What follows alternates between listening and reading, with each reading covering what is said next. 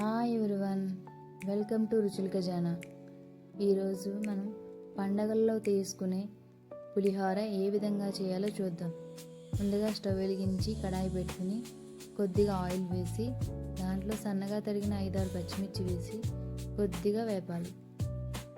కొద్దిగా వేపిన తర్వాత 150 గ్రాముల చింతపండుని నానబెట్టి చిక్కగా రసం తీసుకుని పోసుకోవాలి. 150 గ్రాములకి 4 కప్పులు రైస్ పెడుతున్నాను. ఇప్పుడు దాంట్లో కొద్దిగా శనగపప్పు, 1 టేబుల్ స్పూన్ శనగపప్పు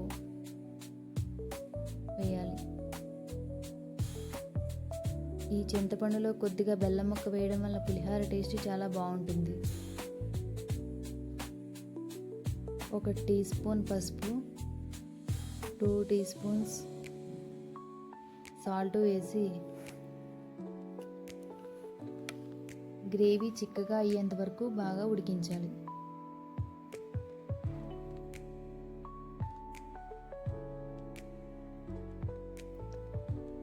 మనం 4 కప్స్ తీసుకున్నాం కాబట్టి ఆ రైస్ బాగా ఉడికించాలి.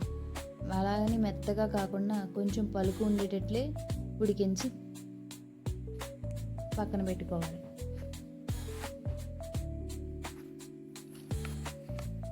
గ్రేవీ అంతా ఇలా చిక్కగా ఉండే వరకు ఉడకబెట్టాలి. ఇప్పుడు మనం ఒక పళ్ళెం తీసుకుని అందులో పచ్చి కరివేపాకు రెబ్బలు 2 వేసి మనం ఉడకబెట్టుకున్న రైస్ని అందులో వేసి ఆరబెట్టాలి. అంటే కొంచెం చల్లబడేలా చేయాలి, ఉండలు కట్టకుండా. ఇప్పుడు దాంట్లో 2 టేబుల్ స్పూన్ల పసుపు, కొద్దిగా ఆయిల్ వేసి కలిపి అన్నంలో వేసి బాగా కలపాలి. ఇలా పసుపు ఆయిల్ కలపడం వల్ల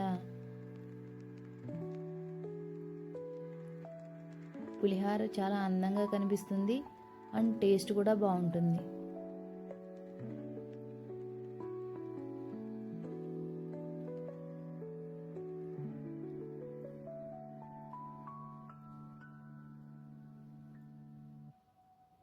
పసుపు ఆయిల్ బాగా పట్టిన తర్వాత ఇప్పుడు మనం ముందుగా ఉడకబెట్టుకున్న చింతపండు గ్రేవీని యాడ్ చేయాలి. మనం ఇక్కడ 4 కప్పుల రైస్కి 150 గ్రాముల చింతపండు తీసుకున్నాం.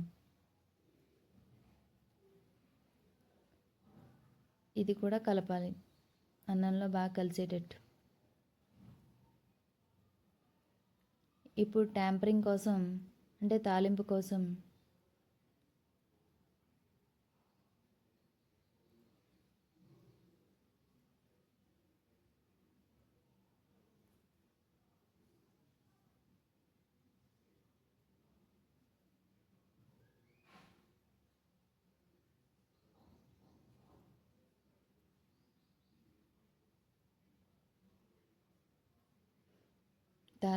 స్టవ్ వెలిగించి కడాయి పెట్టుకుని 2 టేబుల్ స్పూన్ల ఆయిల్ వేసి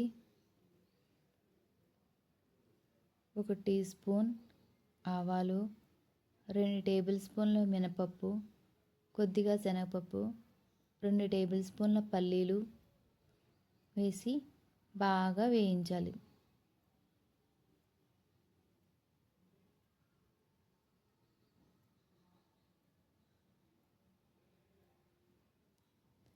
తురుముకున్న అల్లాన్ని కూడా వేసి పచ్చివాసన పోయేంత వరకు వేయించాలి.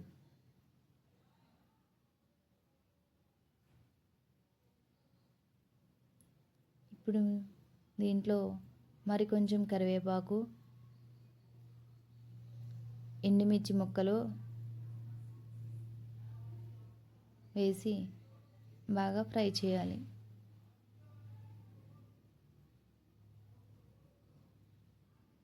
అది చల్లారేలోపు మనం మిక్సీ జార్ తీసుకుని అందులో 2 టేబుల్ స్పూన్ల ఆవాలు వేసి మిక్సీ చేయాలి. ఇప్పుడు ఈ మిశ్రమాన్ని, ఆ తాలింపుని మనం ముందుగా కలుపుకున్న చింతపండు రైస్లోకి వేసి బాగా కలపాలి. కలిపితే మన పులిహోర అనేది రెడీ అవుతుంది. ఇది పండుగల్లో చాలా బాగుంటుంది.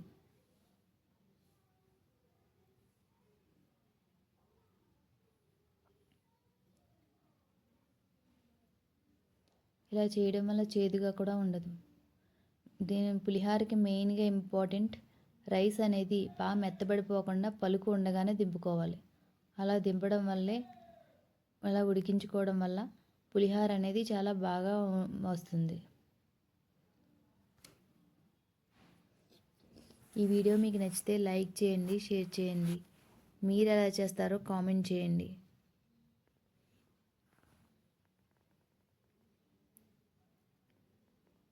Thanks for watching.